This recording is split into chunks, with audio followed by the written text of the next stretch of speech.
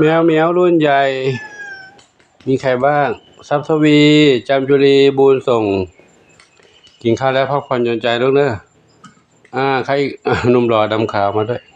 หนุ่มหล่อดำขาวทรัพย์ทวีจามจุรีบูญส่งชุดนี้ชุดอารักขาอยู่หน้าบ้านอารักขาขอต้อนรับพัสดุอยู่ตรงนี้กันกินข้าวแล้วก็พักผ่อนลูกนะหลวงปู่ไปดูน้องๆในบ้านใหญ่ก่อนเด้อมีใครนอนตรงนี้อีกดวงอีกเหมียวเนี่ยแม่สีทองแม่สีทองเรียกชื่อปุ๊บหันมาเลยล่ะนอนหลับลูกล่ะนอนละนอนแล้วสีทองก็กินง่ายนอนง่ายนะกินง่ายนอนง่ายไม่กวนใครไม่รังแกใครไม่หยอกยุ่งกับใครอยู่คนเดียวสบายใจเข้ามาในบ้านก็พบน้องเหมียววิ่งเล่นกันตามอัธยาศัยหลวงปู่ก็เดินไม่ค่อยสะดวกนะลูกนะได้ล้มเจ็บไปหน่อยหนึ่งค่ะหัวเข่ากระแทกพื้นก็ยังดีว่าเป็นพื้นไม่ใช่พื้นซีเมนต์เป็นพื้นหินเกล็ดเล็กๆแต่ก็เจ็บอยู่เพราะเข่าไม่ได้สะบงบางๆแต่กระแทกลงไปน่าจะแต่ตอนนี้เริ่มมีอาการล้าวมาถึงสะโพกล้าวขึ้นมาถึงสะโพกด้านซ้ายเข่าข้างซ้ายสะโพกด้านซ้ายก็เดินมาเยี่ยมน้องเหมียวกันเยี่ยมน้องเหมียวหลังอาหารแล้วให้อาหารแล้วเนาะอาหารแล้วก็เดินพักผ่อนหย่อนใจกันนะตอนให้อาหารเมื่อกี้ไม่ได้ถ่ายหรอกเพราะไม่ทุกครั้งก็ไม่ได้ถ่ายหรอกเพราะมือต้องจับอาหาร2 มือไม่มีมือถือกล้องแล้วเมียก็แย่งด้วยถ้วยชามหลายอย่างก็มาถ่ายบรรยากาศยามเย็นให้กับทุกท่านได้รับชมกันเช่นเคยนั่นแหละนะกลัวว่าเด็กFCจะไม่เห็นน้องเหมียวอยู่กันตรงนี้กันก็อยู่กันสบายดีชุดนี้ก็ไม่ทะเลาะกันอยู่ด้านไหนนี้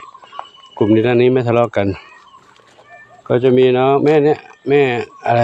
3 สีนวลพี่3 สีนวลชอบอยู่คนเดียวไม่ค่อยอยู่กับใครมากวนก็จะขู่เนาะจะขู่เดี๋ยวปู่ไปดูทางนี้อีกหน่อยนึงก่อนเนาะทางนี้หน่อยนึงก็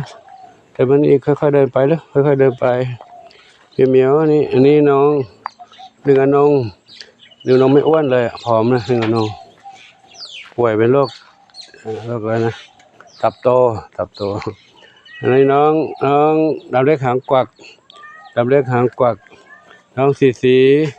หน้าส้มเสียงส้มก็เริ่มโตแล้วเนาะเป็นน้องเล็กสุดแต่ว่าเริ่มโตแล้วน้องส้มมาด้านนี้ใครมาวิ่งมานี่อีกใครนี่ทองอ่อนส้มขาวใหญ่สุขอย่างนี้น้องอะไรนี่คืออะไรนี่ชื่ออะไรชื่อโชคทวีทรัพย์เหรอโชคทวีทรัพย์ชวนฝันเล็กชวนฝันใหญ่นู้นน้องดวงดีอยู่นั่นนี่น้องหนึ่งน้องมีสุขน้องหนึ่งเดียวไปไหนล่ะหนึ่งเดียวเริ่มโตแล้วหนึ่งเดียวอยู่ไหนหนึ่งเดียวกินอาหารอยู่ยังไม่เสร็จเป็นเด็กกุลสตรีแล้วเหรอกินอาหารช้ากว่าเขาไม่เสร็จโตเป็นสาวแล้วอยู่กับใครนี่อยู่กับเท้าเล็กตัวนี้เท้าเล็กตัวนี้เดี๋ยวรอทำหมันด้วยนะพรุ่งนี้ไป2 เหมียวนะนี่ไป2 เหมียววันต่อไปก็เดี๋ยวหมอนัดทำตามโอกาสต่อไปนะมีทั้งหมด11 เหมียวไป2 เหมียวก็จะเหลือ9ก็เดี๋ยวไปดูน้องก่อน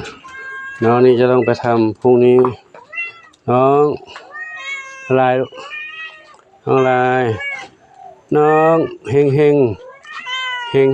งนี้เฮงแล้วก็น้องมีนี่น้องอะไรนะน้องเจดีเฮงกับน้องเจดีเดี๋ยวปู่ไปดูน้องกระต่ายดิกระต่ายอยู่ตรงนั้นกระต่ายอยู่ในนั้นกันเฮงกับเจดีกินข้าวแล้วพักผ่อนแล้วลูกเขา ต้องการจะออกมาเงี้ยวเงี้ยวเงี้ยวน้องกระต่ายจะกินอาหารอิ่มหรือยังลูกกินหมดหรือยังโอ้กินกันหมดแล้วเหรอยังไม่หมดเลยอาหารเม็ดมีอาหารเม็ดมีอาหารผักมีหลวงปู่ไม่ได้ไปดูน้องเล็กละไม่เข้าไปดูแล้วนะกวนเขาบ่อยไม่ดีที่เขาเอาพาลูกหนีตามสัญชาตญาณเขาห่วงลูกไม่อยากให้ใครไปกวนลูกอ้าวเอาออกมาได้นี่นั่นเลยเอาไปตรงนั้นนะน้องก็พาลูกออกมาเดินเล่นแล้วลูกของแม่อะไร ชุดแรกสองเหมียวสองไม่ใช่เหมียวสองกระต่ายตัวนั้นเริ่มโตแล้วชุดแรกโตกับเขาหน่อยหนึ่งคือออกทีหลังนี่อีก5ออกทีหลัง5ออกแรก2โตแล้วเดินไปเล่นตรงนั้นแล้วเดี๋ยวกูดูข้างนู้นก่อนนะบังอยู่มุมนู้นจะเอ๋อยู่นะข้างๆกล่องตัวน้อยเดียวเล็กเดียวข้างๆกล่องนั้นออกมาหนึ่งตายเองเนาะออกมา1กระต่ายตรงนั้นอยู่ในถ้ำอยู่ในอุโมงค์ไม่ออกมานะ1กระต่ายน้อยๆออกมา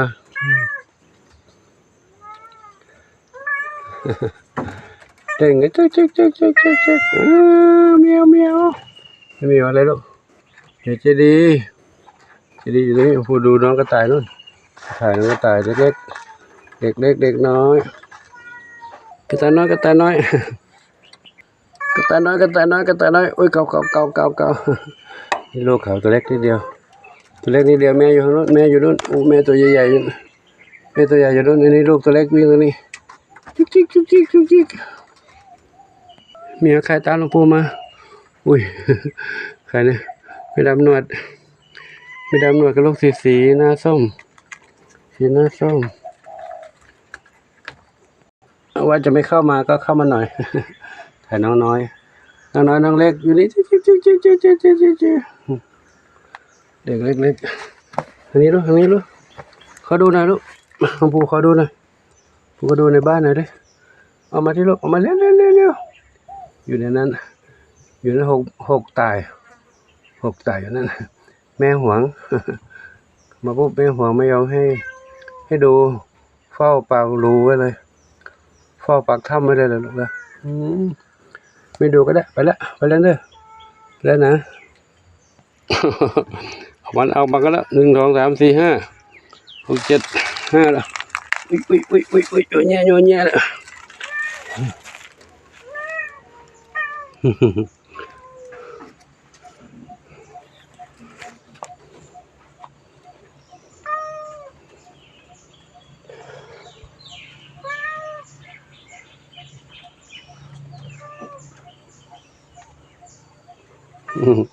เข้าไปแล้ว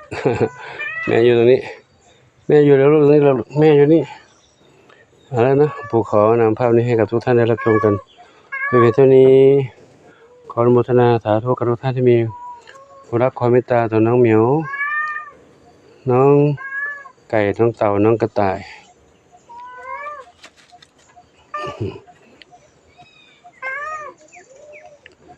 ขออนุโมทนาให้ทุกคนทุกท่านพบความสุขความเจริญมีความสุขกายสุขใจ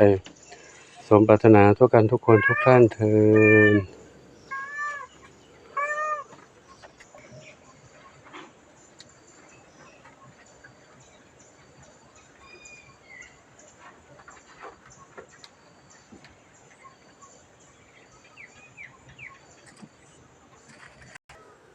มีเมียแล้วนะลูกนะเล่นกันนะพักผ่อนหย่อนใจไม่ต้องเดินตามหลวงปู่แล้วหลวงปู่เดินไปไหนไม่ค่อยไหวแล้วลูกเนาะพวกนี้ใส่ไม่ได้บิณฑบาตก็ไม่เป็นไรนะเดินต้องเดินไกลก็ลำบากเดี๋ยวดูก่อนสถานการณ์ฝนฟ้าวันนี้ถ้าอย่าตกอยู่แล้วลูกถ้าฝนตกนี่น้องเหมียวน้องเหมียวมีที่หลบได้อยู่เนาะแต่น้องกระต่ายอยู่ในหลุมนั่นทำไงดีอยู่ในหลุมน้ำจะเข้าไปไม่รู้นะมองดูบนฟ้าที่นะฟ้ามีเมฆเต็มเลยใครเนี่ยเจนนวรัตน์นวรัตน์บางนี้น้องนี่กลัวแล้วนี่โชค